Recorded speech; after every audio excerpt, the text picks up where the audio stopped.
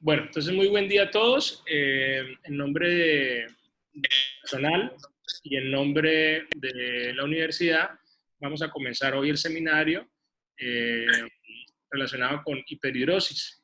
Y pues la idea es revisar el tema. Es un tema que como Kelly y Isabel me decían, no pensaban que en algún momento de esta condición la cirugía podría ser una alternativa. Entonces me parece muy interesante con una condición que es muy frecuente, no es tan frecuente, pero que la vemos todos los días. ¿Quién no ha tenido algún paciente o algún vecino o algún familiar o alguien que tenga hiperhidrosis? Y pues la idea hoy es que hagamos una revisión y bajo esa revisión pueda compartirles a ustedes toda mi experiencia en lo que hemos podido tratar en el área quirúrgica. Y siendo muy claro, no solamente en el área quirúrgica, sino también explicarles que no es la cirugía la única opción terapéutica, y por eso al final o durante la revisión pues les tengo una sorpresa que espero que les vaya a aportar mucho en el conocimiento. Entonces, quiero darle la bienvenida a Kelly, a Andrea y a Isabel Alexandra en su presentación. Adelante, por favor. Buenas tardes, ¿me escuchan? Perfectamente. ¿Con quién está allí? Isabel. Isabel. Hola, ¿cómo estás? Muy bien, te veo. Te escucho. Bien, sí, señor. La pantalla perfecta. Adelante. Listo. Bueno, como el doctor Marcel ya nos dijo, pues el seminario de hoy va a tratar sobre hiperhidrosis a cargo de pues mi compañera Kelly Andrea Vázquez Otero y pues mi persona Isabel Alexandra para la rotación de cirugía general. Entonces, siguiente, por favor. Para empezar, me gustaría que recordemos que la sudoración, el sudor, pues es una respuesta fisiológica que todos tenemos que juega un papel muy importante en la vida diaria del ser humano, ya que pues este regula y mantiene la temperatura corporal, responde al estrés emocional, elimina residuos tóxicos del organismo y ayuda al metabolismo de este. Hay que tener en cuenta que pues la sudoración a veces puede ser como profusa, pero cuando empieza a ser muy excesiva y afecta la calidad de vida de la persona, pues ahí es cuando empezamos a hablar de qué es la hiperhidrosis. Siguiente. Entonces, ¿qué es la hiperhidrosis? Según la definición, pues es una condición que se caracteriza por el aumento excesivo de la secreción del sudor más allá de lo fisiológicamente necesario, o sea que suple con totalmente las necesidades como termorregulación y condiciones ambientales. Ay, ¿qué suena? Qué pena. Entonces, le pido por favor a los asistentes que mientras estemos en la presentación cerremos micrófonos y cámaras para que podamos aprovechar más la información y podamos disfrutar mejor las imágenes y el sonido. Qué pena con todos, y al final cuando entremos en el espacio de discusión, los que quieran ya podrían abrir sonido. Gracias. Sigue, por favor. Sí, señor. Entonces, pues, ¿se me oyen? Bueno. Perfectamente, sí. Más que yo también soy juicioso y cerré mi micrófono, entonces me toca demorarme un poco. Ah, listo. Adelante. Listo, qué pena. Entonces, pues esta condición a menudo va a impactar en la calidad de vida de la persona a nivel de los aspectos físicos, psicológicos, emocionales, sociales y laborales de quienes la padecen. Entonces, siguiente. Siguiente, por favor. Bueno, entonces, pues la hiperhidrosis va a clasificarse según dos formas, etiología o localización.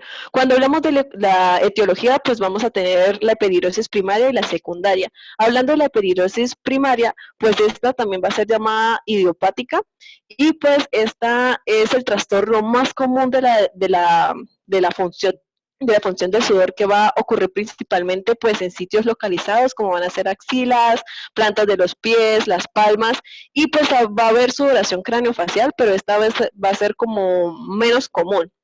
Siguiente, por favor.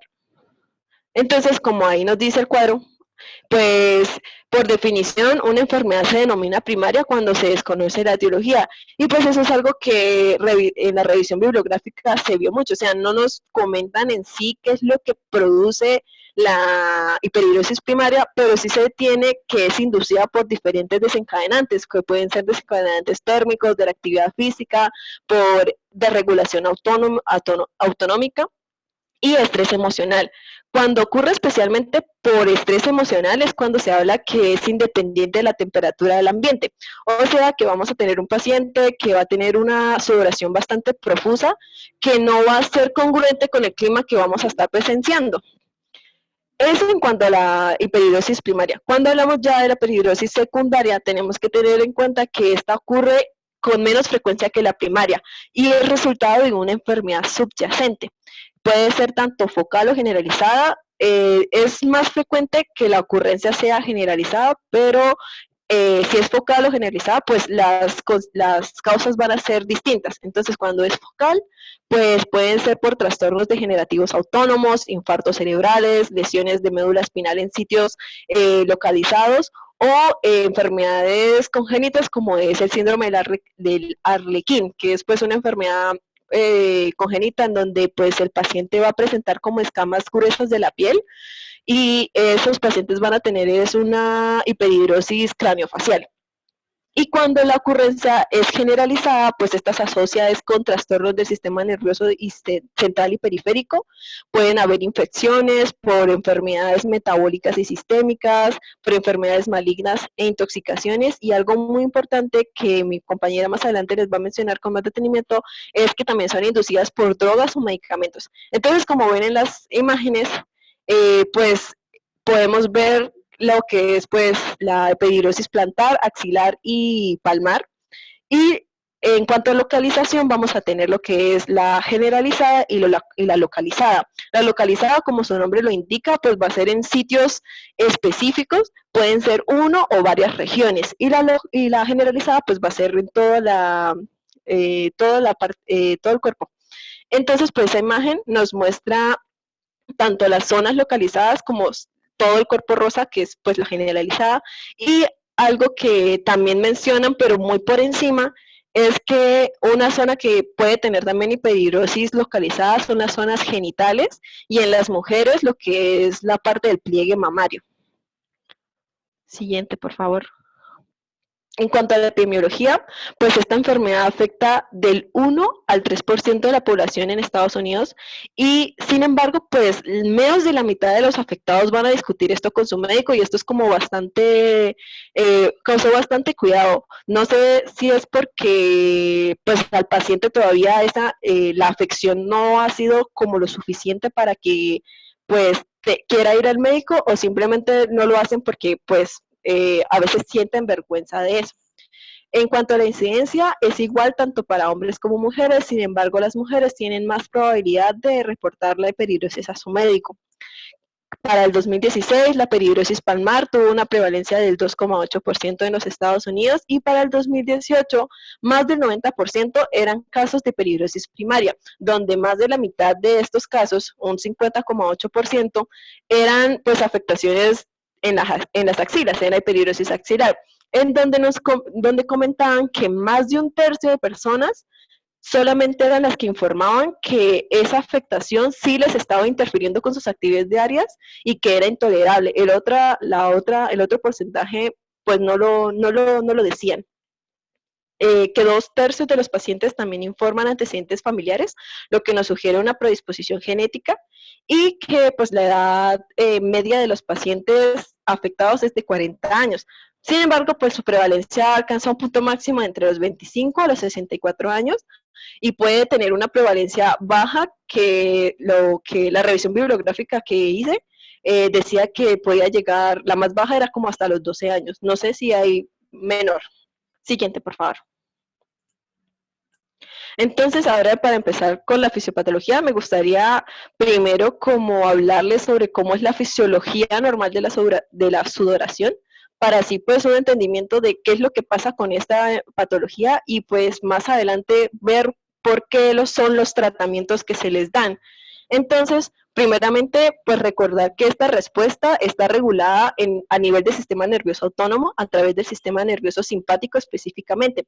Y como vemos en la imagen, pues el cual posee fibras postganglionares de los ramos comunicantes grises que pues se van a dirigir desde la cadena simpática hacia la piel. Específicamente, pues ahí inervan el músculo piroerector y la glándula sudorípara. Y pues esta última es la que nos interesa. Acá es importante recalcarles que pues pues a pesar de que son fibras nerviosas simpáticas, no van a ser inervadas por la parte adrenérgica, sino que van a ser colinérgicas.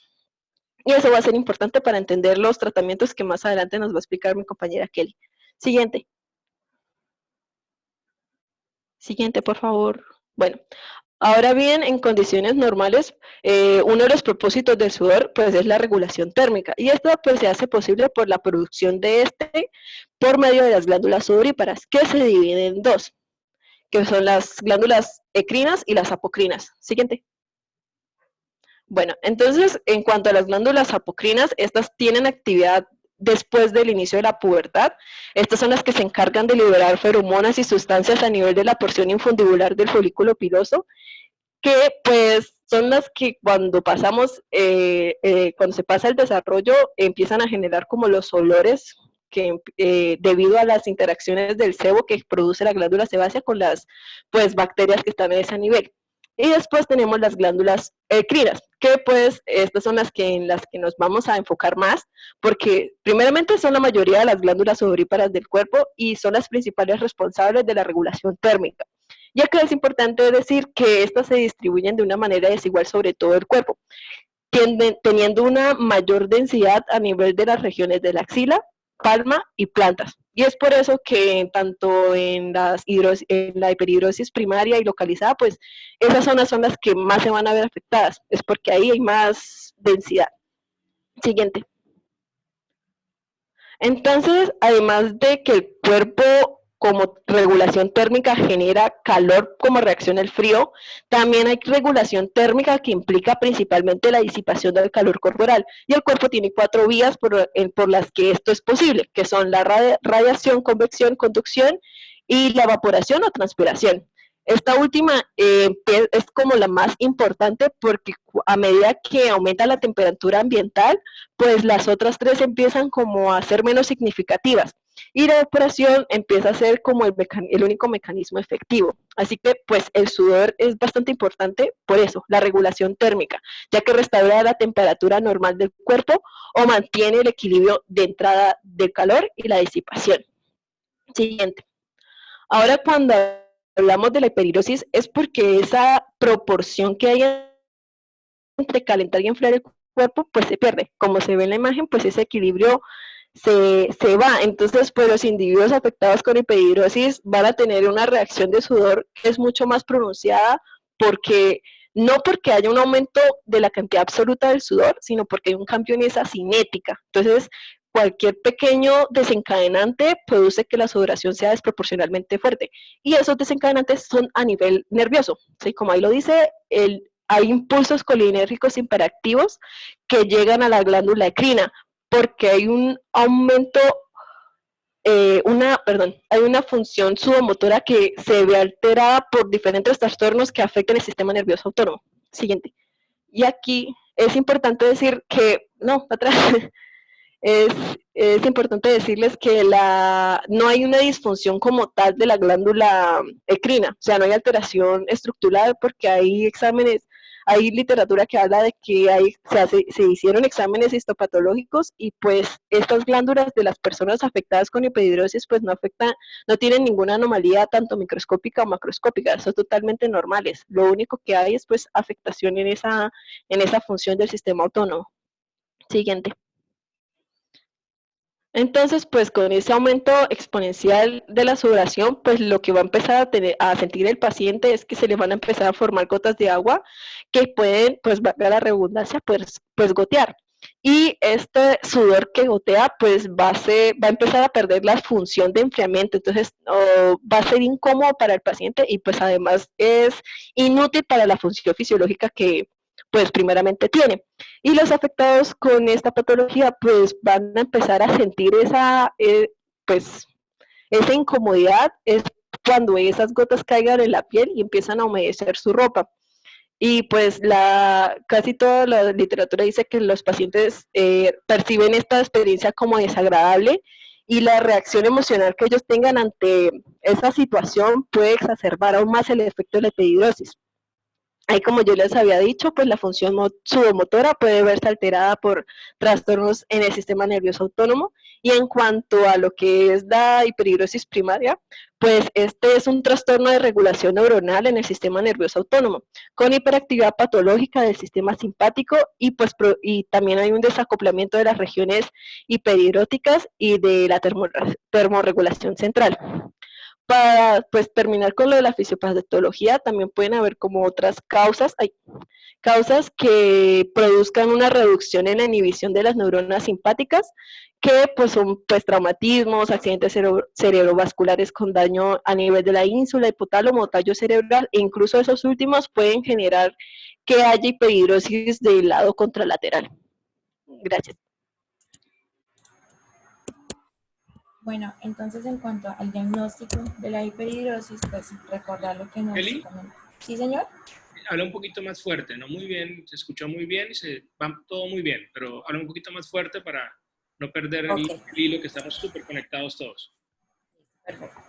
Gracias. Bueno, entonces, en cuanto al diagnóstico, debemos recordar lo que nos mencionaba mi compañera Isabel, y es muy importante tener los conceptos claros en cuanto a los tipos de la hiperhidrosis, porque esos van a influir en su tratamiento.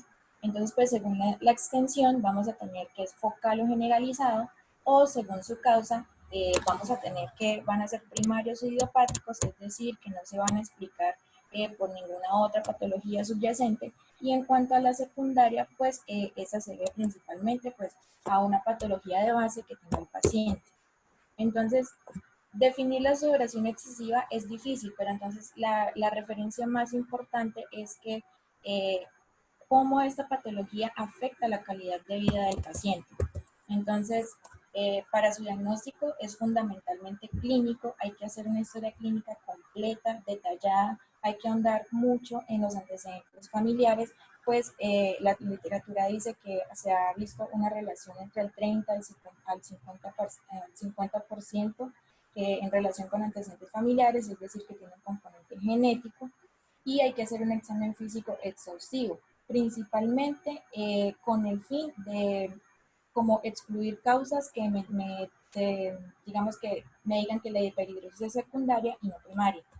En cuanto a la atención primaria, podemos direccionar nuestro diagnóstico dependiendo de la edad. La literatura nos dice que la hiperhidrosis focal primaria se da principalmente en pacientes menores de 25 años y que sus picos más o menos están entre los 15 y los 18 años, que son las edades en que las glándulas sudoríparas tienen una actividad más grande. Entonces, para el diagnóstico de la hiperhidrosis primaria debe ser una sudoración focal, bilateral, simétrica, excesiva de las axilas, las palmas, las plantas o la región craneofacial, que no va a estar causada por otras afectaciones subyacentes. Y en cuanto a la hiperhidrosis secundaria, entonces vamos a tener que es generalizada, puede ser nocturna. Debemos tener en cuenta que algunos indicios que nos pueden indicar que el paciente tiene una hiperhidrosis secundaria puede ser que la sudoración generalizada, que es nocturna, que nos puede indicar alguna patología como un cáncer hematológico o una enfermedad infecciosa como una tuberculosis, también el uso de ciertos fármacos que pueden estar relacionados con esto, el consumo de drogas ilícitas, y puede ser palpitaciones o que me pueden indicar de pronto una tirotoxicosis o, por ejemplo, sensación de malestar sistémico.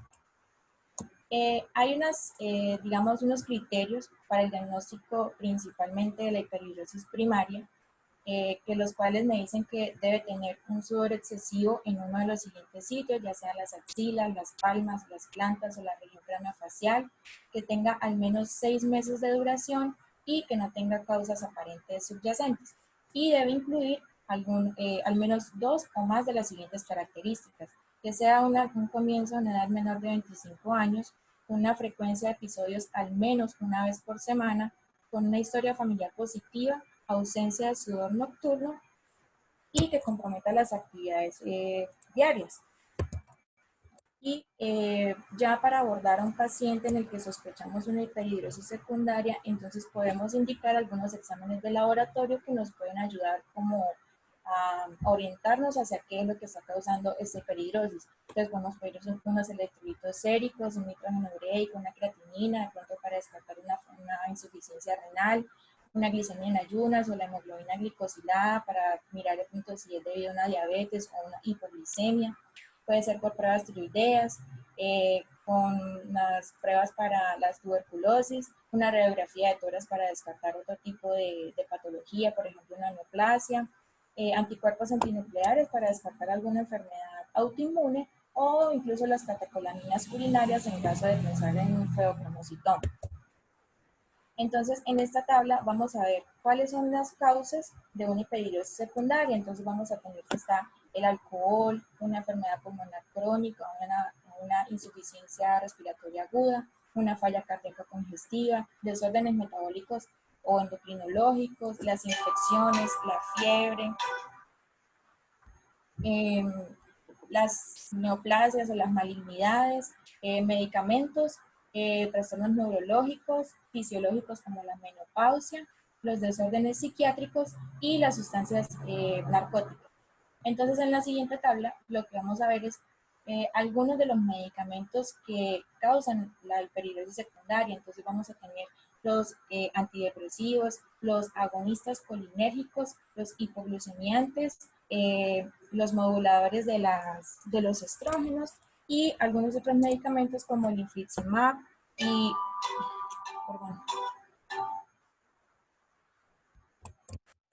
y ya importante para la evaluación de los pacientes con la hiperhidrosis, es muy importante evaluar el nivel de la afectación de la calidad de vida de esta patología, porque eso nos va a ayudar tanto a orientar el tratamiento como a hacerle un seguimiento al tratamiento. Entonces, la escala más utilizada es la escala de severidad de la hiperhidrosis, en la cual hay 4 frases y el paciente va a mencionar con cuál se siente más identificado. Entonces, si es un puntaje de 1 o 2, vamos a hablar de una hiperhidrosis leve a moderada, y si es de 3 o 4 vamos a hablar de una hiperhidrosis severa.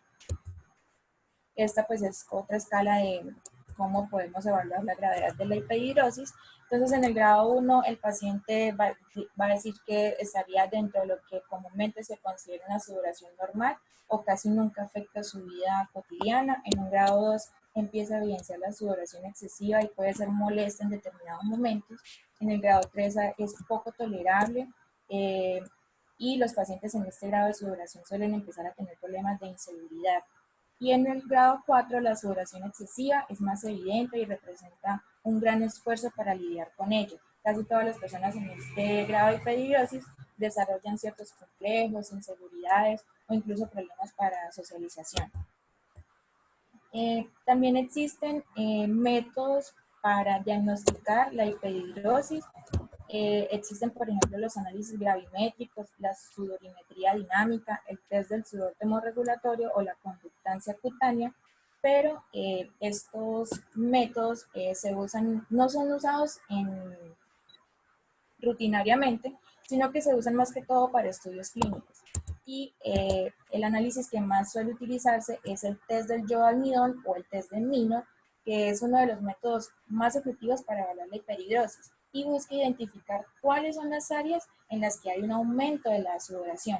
Y consiste en aplicar una solución de yodo en alcohol, se deja secar y luego se espolvorea el polvo de almidón. Y lo que vamos a evidenciar es que cuando el paciente comienza a sudar, esto va a generar una reacción con el yodo y vamos a ver manchas oscuras. Y en donde se localicen las manchas oscuras son las zonas en donde más hay sudoración del paciente.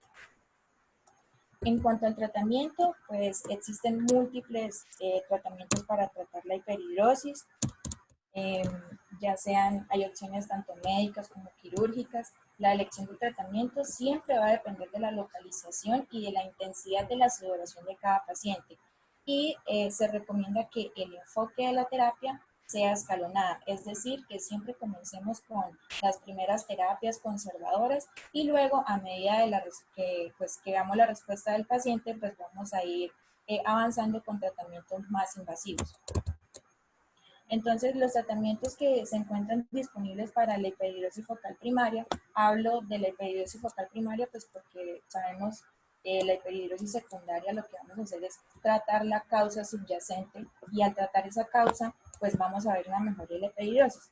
En cambio, en la hiperhidrosis focal primaria, que es más que todo idiopática, entonces vamos a tener distintos tipos de tratamiento. Está el tópico, que puede ser con cloruro de aluminio o el glicopirrolato. Está la iontofóresis, la toxina botulínica, la termólisis por microondas, los tratamientos sistémicos, ya sean anticolinérgicos o los agonistas alfa-adrenérgicos, y los tratamientos quirúrgicos, ya sean locales o la simpatectomía.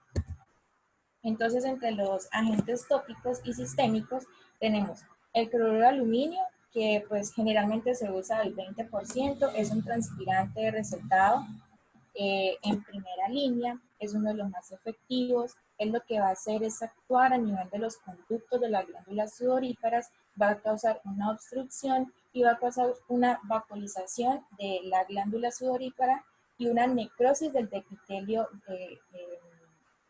el epitelio del tejido del túbulo glandular, y eso pues va a disminuir la hiperhidrosis. El glicopirrolato lo que va a hacer es competir con la acetilcisteína en los receptores muscarínicos y causándoles efectos anticolinérgicos, bajo la lógica de que las glándulas sudoríparas se encuentran inervadas por las fibras colinérgicas del sistema nervioso simpático. La propantelina, la evidencia del uso de este medicamento es más que todo anecdótico, y pues no existe ningún ensayo que respalde la eficacia y la seguridad para usar este medicamento en esta patología. La oxibutinina pues es un antagonista muscarínico que fue aprobado principalmente para el tratamiento de la vejiga hiperactiva, pero como tiene sus propiedades anticolinérgicas, se ha visto que puede ser bien tolerado, y ahí se ha demostrado que es seguro y efectivo en el tratamiento de la hiperhidrosis primaria. Y hay otros agentes sistémicos, por ejemplo los antiadrenérgicos, la clonidina, el propanolol, y que pues también son utilizados para otro tipo de enfermedades, pero pues gracias a sus efectos pueden utilizarse y han mostrado efecto en esta patología. Hay otro procedimiento que se usa para el tratamiento de la hiperhidrosis, que es la iontoforesis, que la iontoforesis es por medio de una sustancia ionizada, se pasa a través de la piel por una corriente eléctrica directa.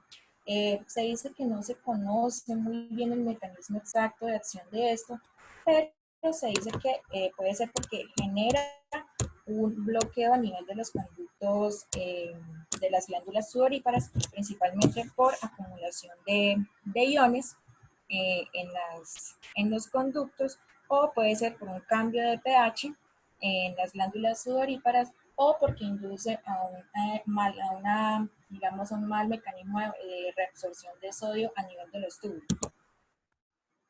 También hay otro tipo de tratamientos, como los dispositivos médicos, ya sea tecnología de microondas, la radiofrecuencia con microburbujas fraccionadas o las terapias con láser. Y las opciones de tratamiento quirúrgico para la hiperhidrosis se van a reservar únicamente para los casos de hiperhidrosis severa que no han respondido a los tratamientos conservadores.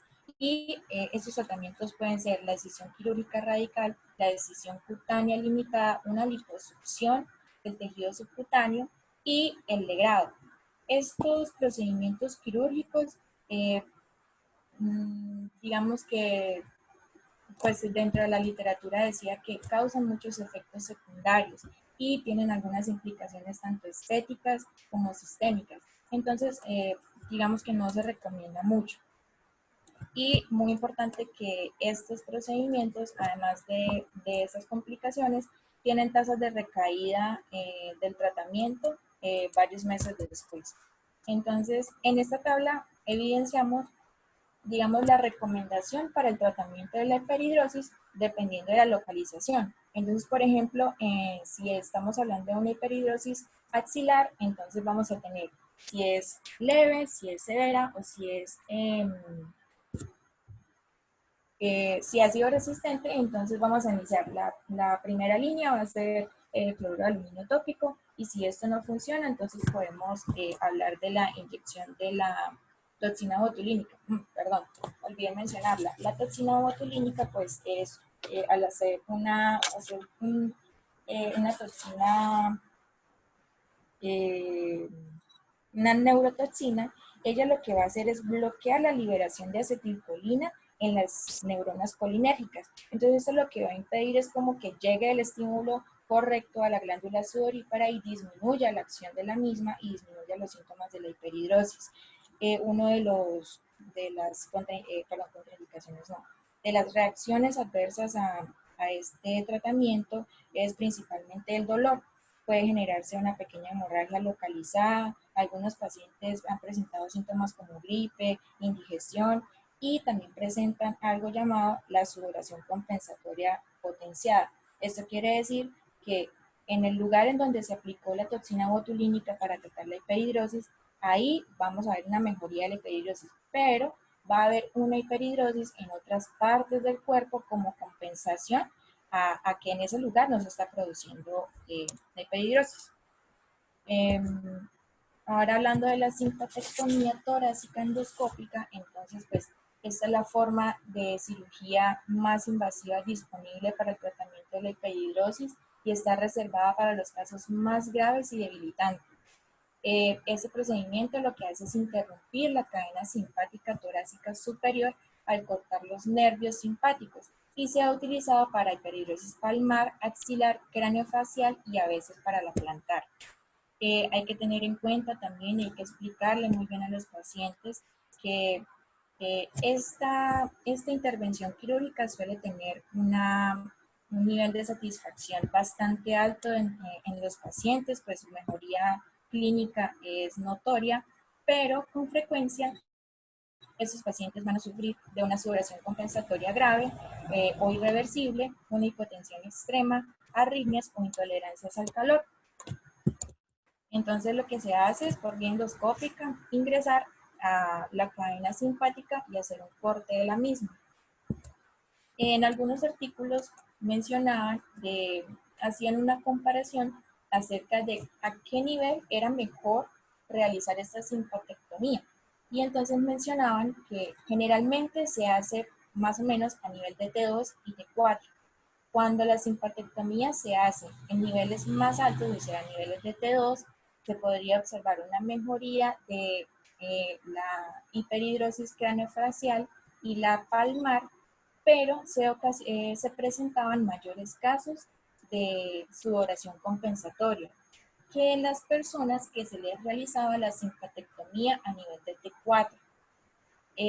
Entonces, como conclusión de este estudio, se decía que es mejor realizar la simpatectomía a nivel de T4 porque presentan menores tasas de complicación de sudoración compensatoria y era mejor tolerada por los pacientes.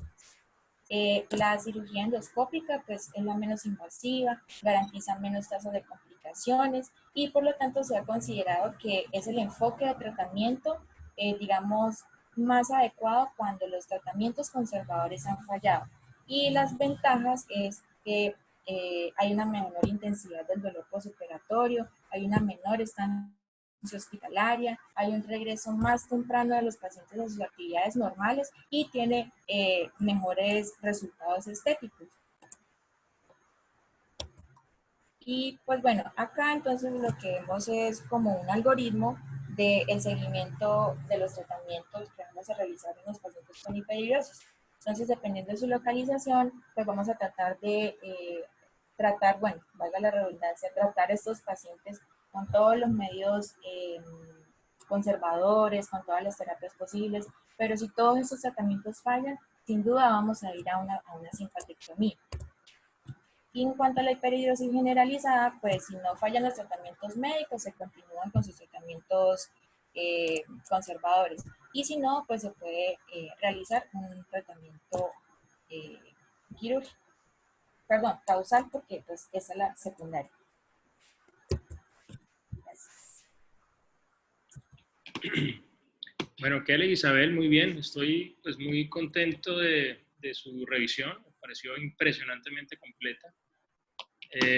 A las personas que están hoy acompañándonos en este seminario, que somos 30 personas, Simplemente quiero compartirles lo complejo y eh, diría yo, importante, que es identificar los problemas de sudoración, ¿sí? O sea, a veces creemos que este tema de sudoración, y lo digo no solamente porque yo tengo algún tipo de competencia en el tratamiento, sino lo que he visto en mi vida personal desde que era joven, se subvaloraba la condición, la gente, muchas personas tenían situaciones que eran muy incapacitantes y disfuncionales, pero no buscaban alternativas.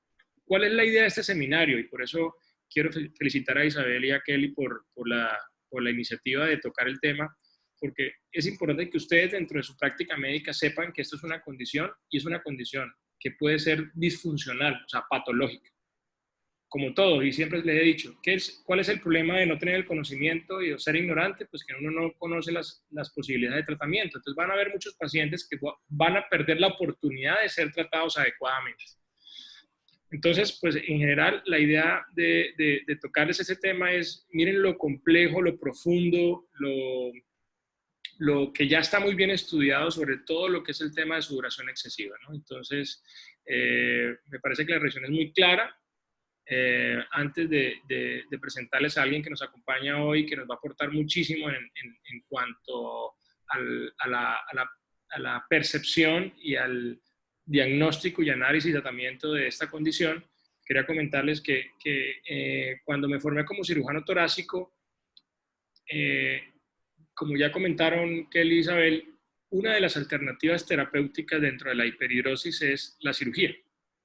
Y dentro de las opciones quirúrgicas, la cirugía por el cirujano torácico, o sea, la cirugía toracoscópica para denervar, ustedes la describen muy bien como una denervación del simpático, es una simpatectomía, pues hoy en día pues la estamos haciendo los cirujanos torácicos y la hacemos con las técnicas mínimas, que son técnicas toracoscópicas, lo cual hacen que sean menos mórbidas con muy buenos resultados. Entonces eso hizo que nosotros aprendiéramos el concepto, aprendiéramos la idea, pero también aprendimos que se debe hacer muy buen diagnóstico y se debe hacer una muy buena historia clínica, porque al paciente hay que clasificarlo muy bien, ¿sí? Kelly y Isabel fueron muy claras en la definición, o sea, uno tiene que primero determinar qué tipo de hiperhidrosis tiene el paciente, si es una primaria, si es secundaria, si es localizada o generalizada, determinar la edad del paciente, mirar la severidad, porque no todas las hiperhidrosis se tratan igual. ¿Qué pasó en los 90? Cuando en los 90 empezó la cirugía para hiperhidrosis, que es la simpatectomía, que es lo que yo hago como cirujano torácico y la razón por la que estamos en este seminario, se generalizó. Entonces, había muchos pacientes que se operaban y que no tenían indicación. Por lo tanto, los resultados no fueron los mejores, con unas consecuencias realmente mucho mayores que lo que la condición le generaba. O sea, los efectos de una cirugía mal indicada pueden ser peor que de la condición. Entonces, hoy en día, por lo menos para mí como cirujano torácico y con todo este mensaje académico que nos deja este seminario, es entender que existe, entender que es muy complejo y que debe estar en manos de expertos hacer el mejor diagnóstico y basado en eso proponer el mejor tratamiento. Entonces, quiero invitar al seminario a la doctora Tulia Copete. La doctora Tulia Copete es médica de la Universidad Javeriana, es especialista en cirugía en medicina estética y aplicación del láser de la Universidad de Rosario y lleva ya más de 10 años de experiencia aquí en la ciudad trabajando en el área de medicina estética. ¿Cuál es la idea de invitarla? La idea de invitar a la doctora Tulia es que nos cuente su experiencia, porque conozco su experiencia, conozco su conocimiento y como muy bien Isabel y Kelly nos mostraron, no todas las hiperhidrosis se tratan con cirugía. Entonces, la idea es que la doctora Copete nos cuente cómo es su análisis, cómo es la visión en sus pacientes y cuáles son los procedimientos que ella trata. Si quieren, dejemos de compartir la pantalla para poder ver la doctora en pantalla principal, ¿les parece? Listo. Gracias. ¿Y eso cómo lo hago? No, ya. Creo que ya sí. ¿Todos la están viendo? Sí. Sí, señor. Señora Copete, bienvenida. Bueno, muchísimas gracias por esta invitación inesperada a este seminario. Quiero felicitar a las doctoras porque realmente dijeron todo lo que tenían que decir y aprendí. de muchas de las cosas que dijeron. Pues básicamente les quiero contar mi experiencia como médica estética. La hiperhidrosis es un motivo de consulta relativamente frecuente, pero hay un motivo de consulta aún más frecuente y es la bromohidrosis, que es la hiperhidrosis axilar primaria con mal olor. Y eso es un motivo de consulta para mí muy frecuente. Yo la hiperhidrosis axilar, la hiperhidrosis primaria que más trato es la axilar.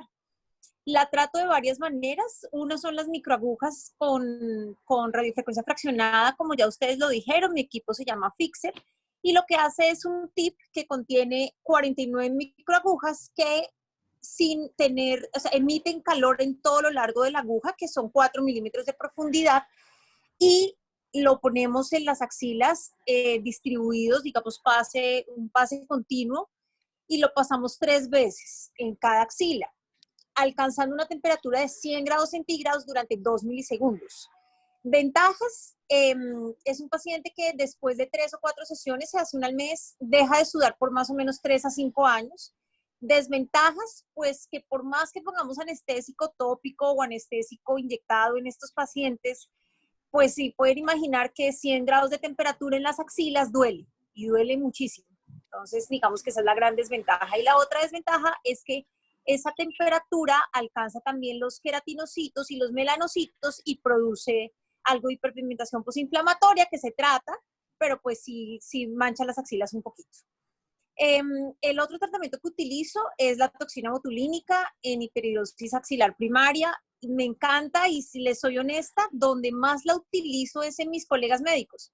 Mis colegas médicos son los que más me consultan por hiperhidrosis axilar primaria y por bromohidrosis. Doctora Copete, perdón la interrupción, es que estaba tratando de bajar la imagen, no sé si todos ya la están viendo. Este es el equipo que usted nos hablaba, el Fixer. Ese es el Fixer, es un equipo que combina. ¿Lo están viendo? Sí, doctor. Sí, señor. Señor. De que tú nos hablabas de microagujas. Qué pena que te haya interrumpido, pero me parece que pues, querías que compartiéramos las imágenes. Cuéntanos, por favor. Este es un equipo que combina radiofrecuencia fraccionada con microagujas robóticas. Entonces uno en la pantalla puede programar la longitud de las agujas y el calor que uno desea.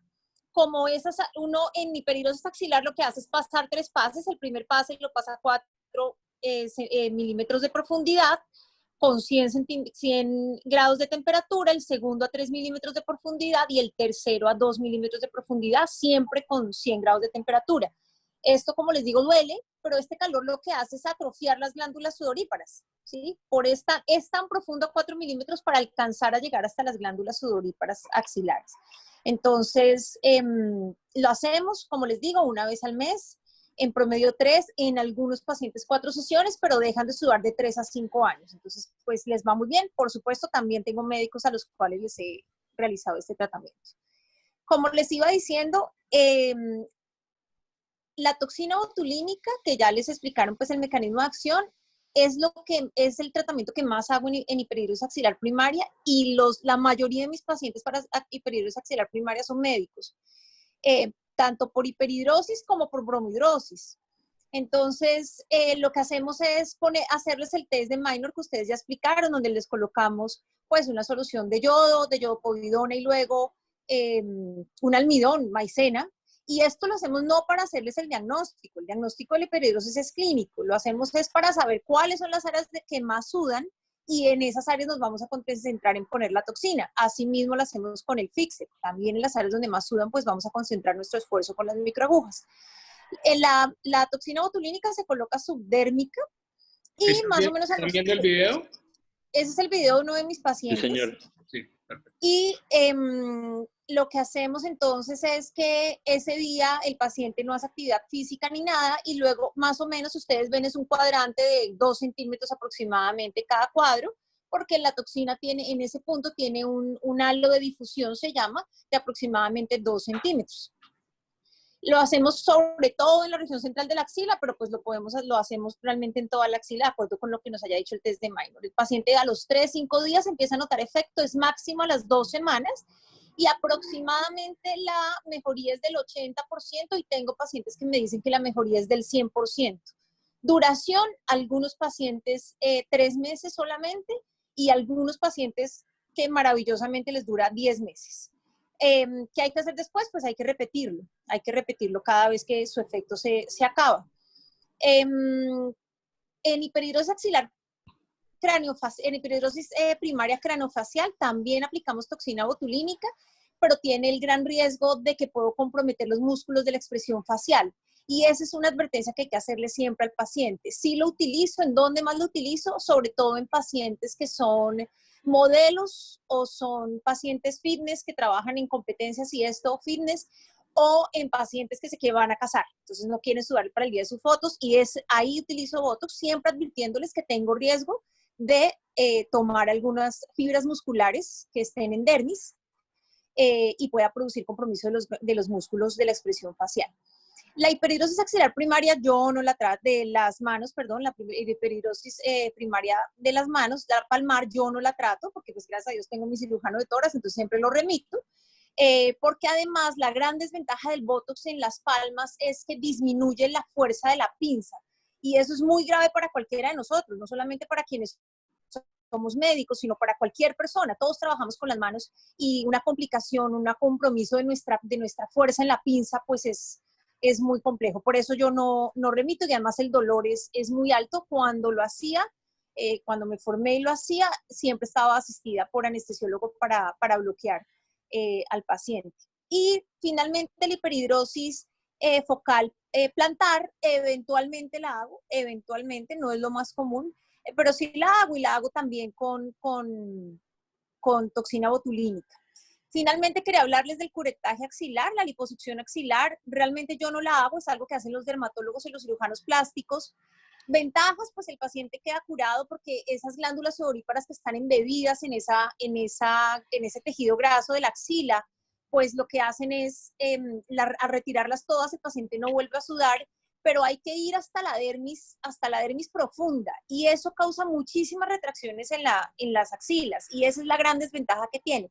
Además que se puede lesionar el plejo braquial haciendo ese curetaje axilar y tengo una paciente con lesión del plejo braquial que lo recuperó por completo haciéndole esa liposucción en axilas. Entonces tampoco es fácil encontrar quien haga el curetaje o liposucción axilar. Entonces básicamente esa es mi experiencia con la hiperhidrosis. Muchas gracias. No sé si los estudiantes, antes de yo darles también mi experiencia quirúrgica, quieran hacerle alguna pregunta a la doctora Copete respecto al manejo no quirúrgico que ella tiene experiencia, como es la aplicación de Botox o las microagujas en ese tema de hiperhidrosis. Sí, buenas tardes, doctora. Yo quería ver, digamos, en el caso de la hiperhidrosis facial. ¿Sí me escucha? Disculpe. Sí, te escucho. Si es viable, digamos, como opción poder usar el cloruro de aluminio con algún anticolinérgico oral. ¿Qué tan viable es esa opción? Es viable, pero no es tan efectivo. Digamos, los tópicos funcionan muy poco en cualquiera de las hiperhidrosis. Funcionan muy poco. Los usamos más cuando los pacientes compensan de alguna manera su tratamiento inicial de sudoración. Es decir, que si les hacemos tratamiento en una zona y empiezan a compensar en otra, digamos que ahí es donde más los usamos, pero en principio no los uso, a menos que sea un niño muy chiquito, porque me consultan por hiperhidrosis en niños de 12 y 13 años, pues no se van a aguantar las inyecciones ni las agujas. Entonces, en ese caso utilizo. De resto, no. Yo no. Yo creo que tampoco.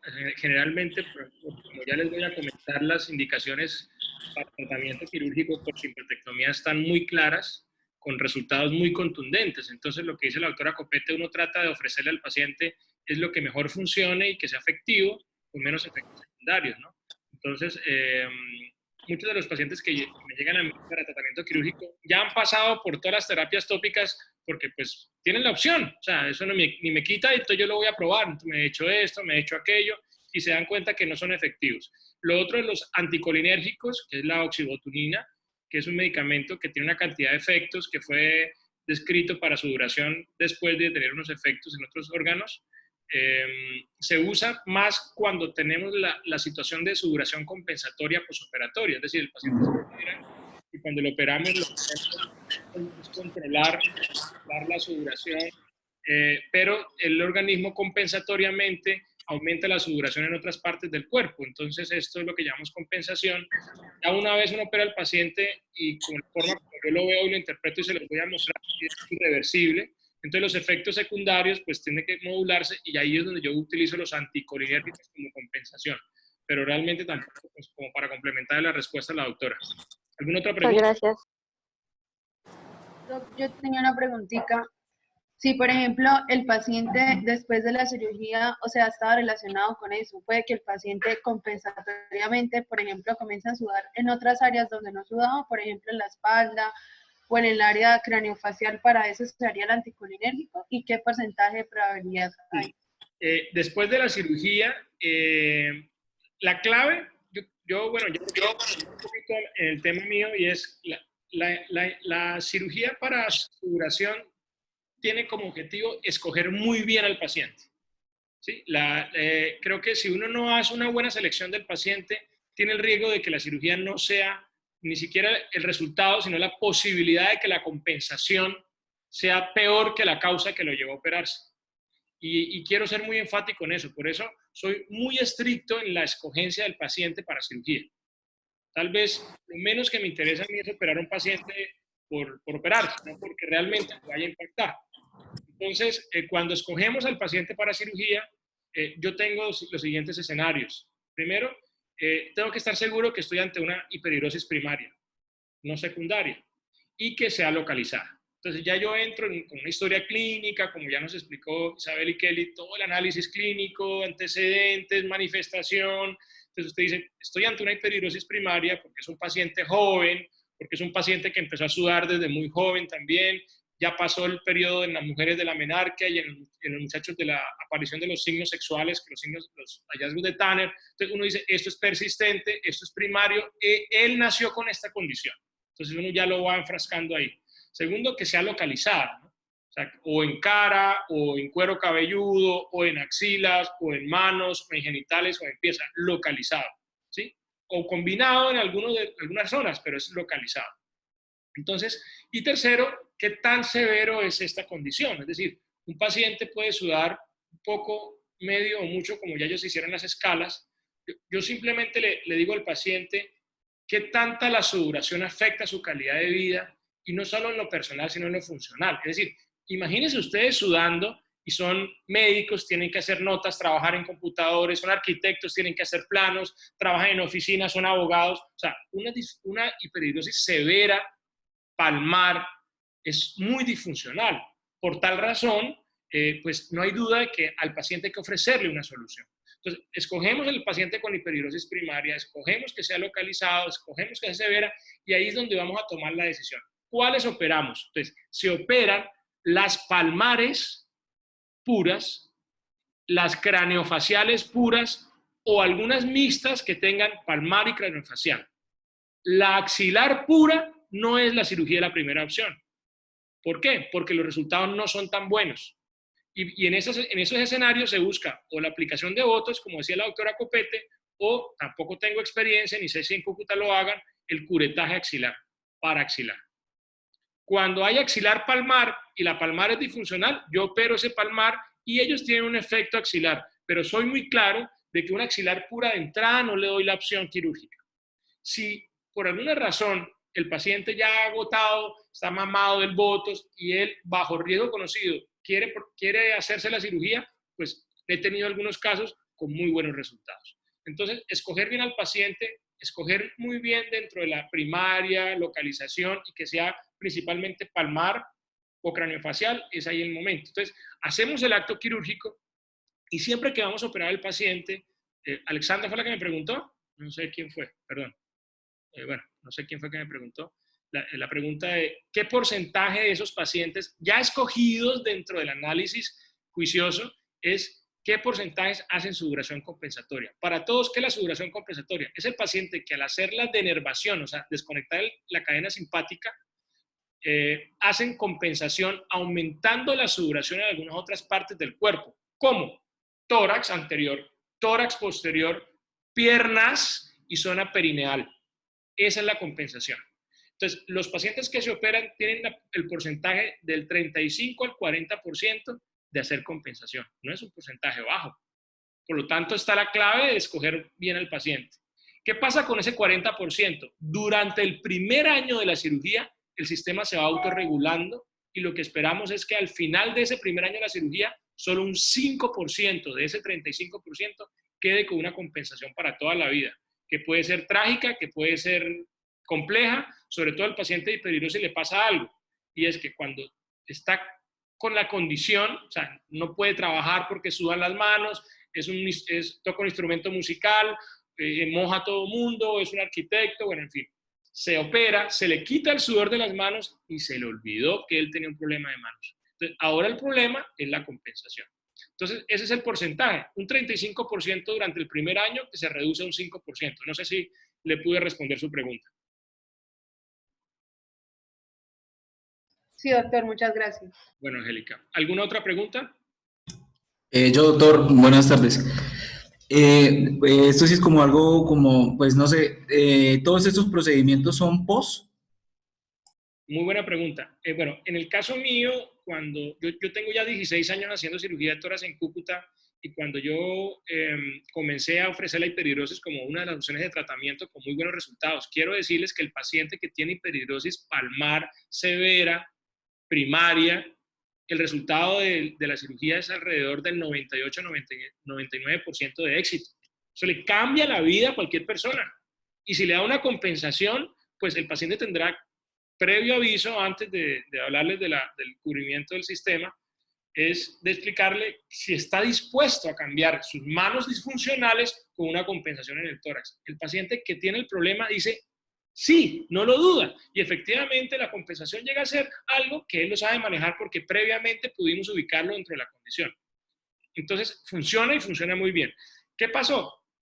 Al principio, cuando yo comencé mi ejercicio en la ciudad, eso no estaba incluido dentro del plan de beneficio. En ese momento era el POS, que no estaba incluido dentro del POS, se consideraba estético.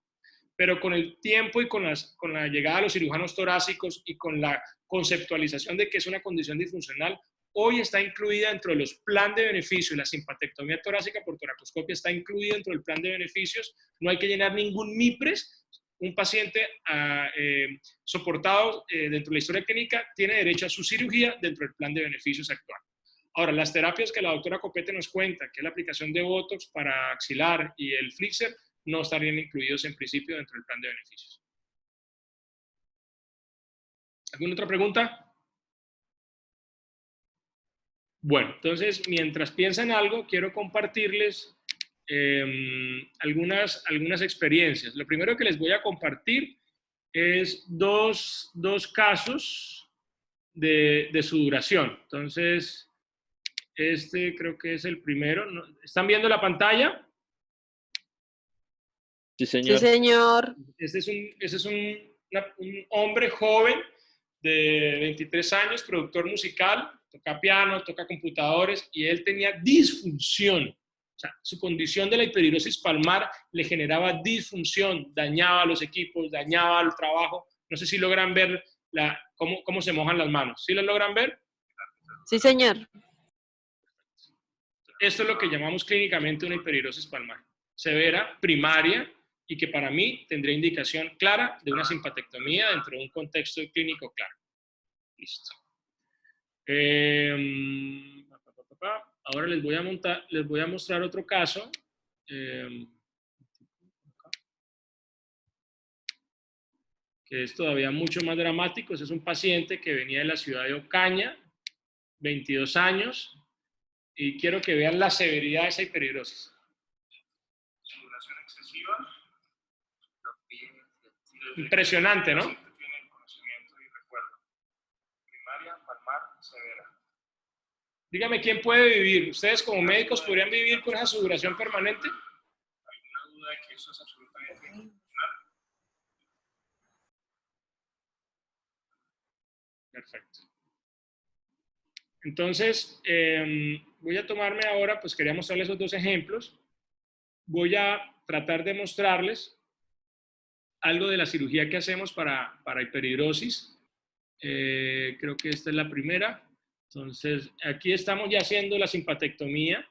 Yo generalmente hago 2 incisiones Hay gente que hace un solo puerto, a dos incisiones muy pequeñas de 5 milímetros, no se notan, al final la cicatrización es muy fácil.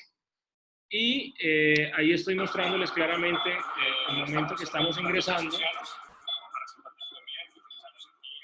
Una que es a nivel de la glándula mamaria y otra que es a nivel axilar. Utilizamos puertos muy pequeños. Y utilizamos un instrumental muy delgado para no generar dolor, ¿no?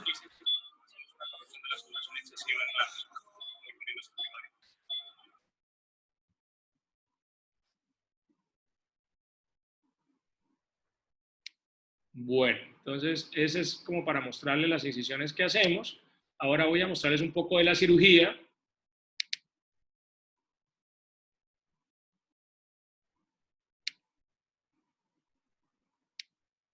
Entonces aquí estamos haciendo ya la toracoscopia y estamos dentro de la cavidad torácica derecha haciendo ahí estamos mostrando la denervación. Ese es el cabo proximal y ese es abajo es el cabo distal.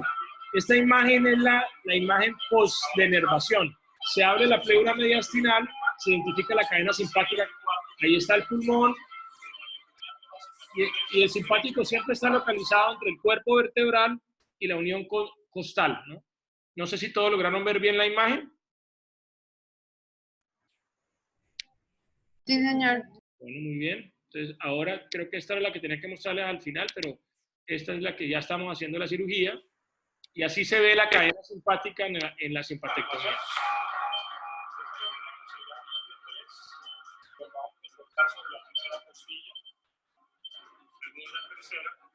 Ahí tengo, con la pinza tengo cortado ya el simpático, y esto que está allí, desde ahí hacia abajo, es el ganglio T3, perdón, porque este es para una hiperhidrosis palmar. Quiero contarles eso. ¿Qué ha pasado? Angélica me preguntaba los efectos secundarios de la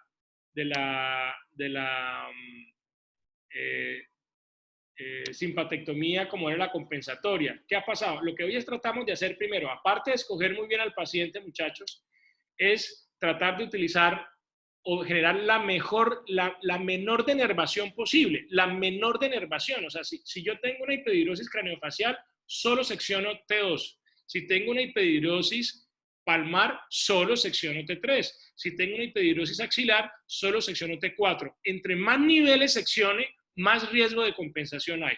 Bueno, entonces ahora les voy a mostrar la imagen, el resultado final del músico, del productor musical, que les mostré la mano antes de la cirugía, les mostré la cirugía y este es el resultado de la... No sé si logran ver la diferencia, las manos completamente secas, ¿no? Las manos están totalmente secas, no he tenido ninguna gota de sudoración.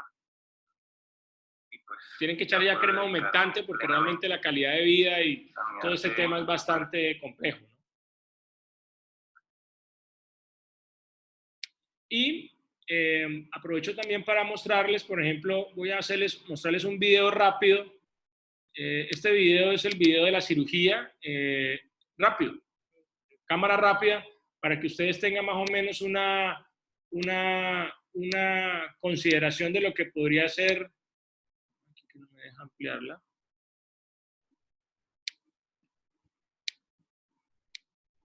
Así, ya. Esto en tiempo es lo que hacemos. Trabajamos con... Siempre primero el paciente de cúbito, o sea, boca arriba, se trabaja al lado derecho, se reseca, se expande el pulmón y luego se pasa al otro lado y se hace lo mismo. Es muy importante que en la cirugía haya una resección simétrica de ambos lados para que el resultado sea igual, ¿no? Si no se tiene ese cuidado, es posible que el control de sudoración sea simétrico, o sea, que se le quite de un lado un poco y del otro no. Entonces, hay que ser muy obsesivos con hacerlo en ambos lados de la misma forma, ¿no?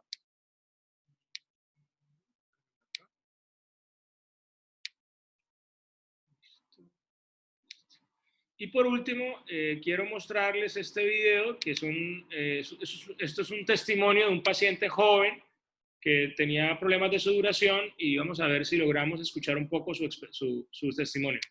Bueno, muy buenos días. Hoy estamos acá con Robinson, que es un paciente que el día de ayer, vamos a una cirugía para manejo de hiperhidrosis palmar primaria. Queremos contarles que después de esa cirugía, pues a Robinson le hemos cambiado la vida. Robinson, ¿cómo te sientes después de la cirugía? Excelente, contento. Anterior a esta cirugía, pues me daba pena, me daba saludar a una persona porque me daba la mano también. Podía tocar una hoja de papel porque la mojaba, no podía usar el celular porque el celular se me mojaba también. Me sentía súper incómodo, después de esta cirugía me siento contento. Bueno, esa es una forma de mostrarles y lo hacemos con el permiso de Robinson para que otros pacientes tengan la oportunidad de cambiar su vida. No hay que acomplejarse con la aseguración si es adecuadamente manejada por expertos. Estoy muy contento de poder cambiarle la vida a Robinson, simplemente soy un instrumento. Gracias por tener a nosotros. Muchas gracias. Muchas gracias.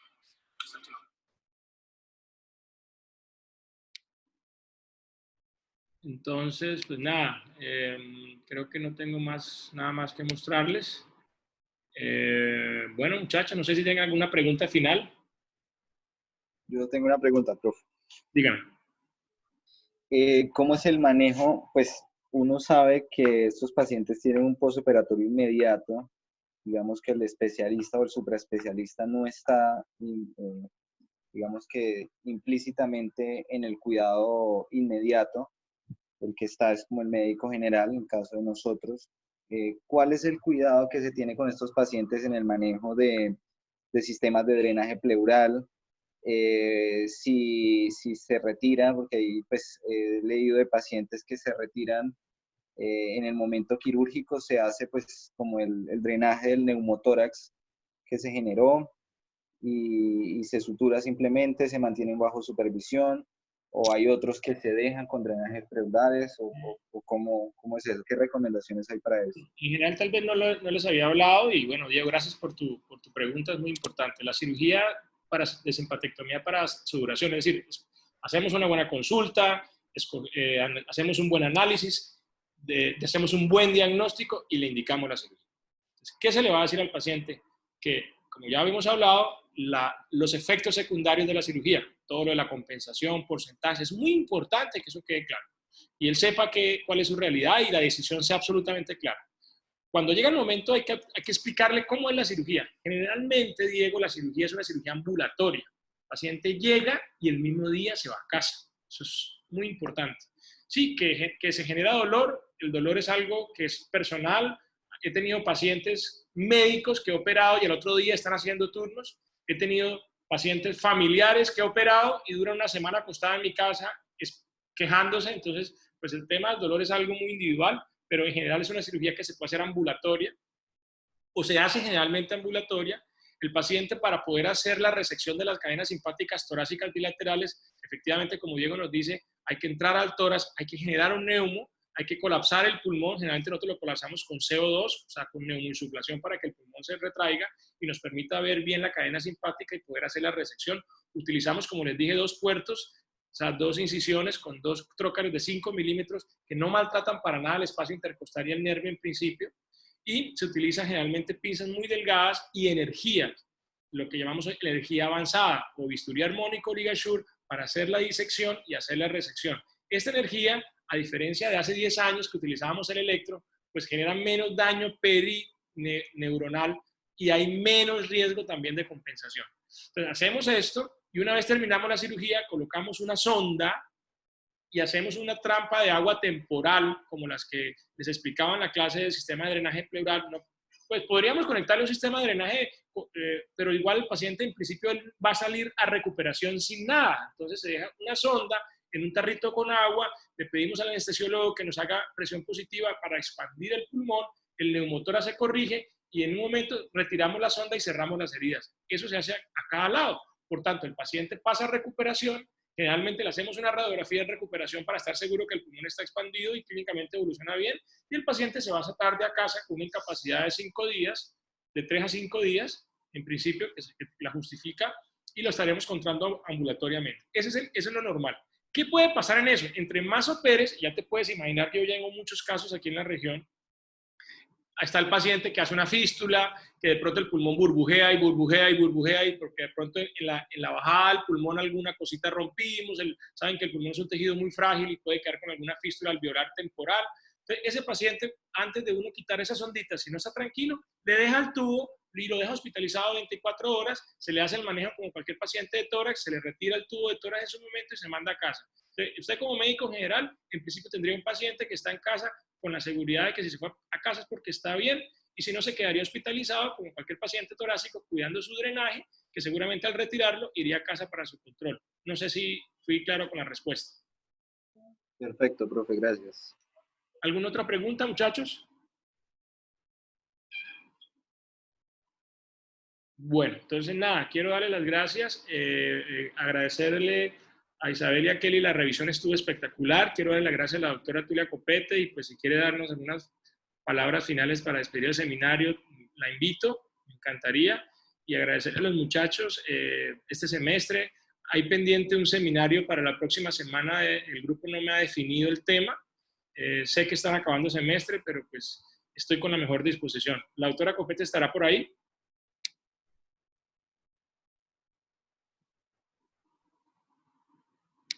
Bueno, creo que ya salió también porque tiene actividades. Bueno, muchachos, muchas gracias por todo. Muchas bendiciones, feliz fin de semana y espero compartirles la clase. Ah, doctora. Aquí estoy.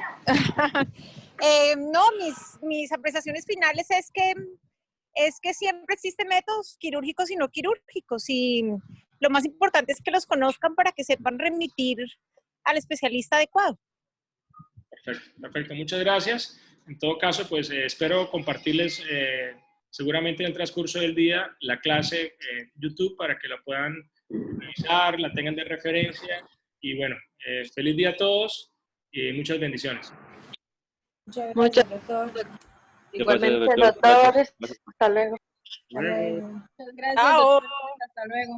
Chao. Chao, que estén muy bien. Chao, hasta luego.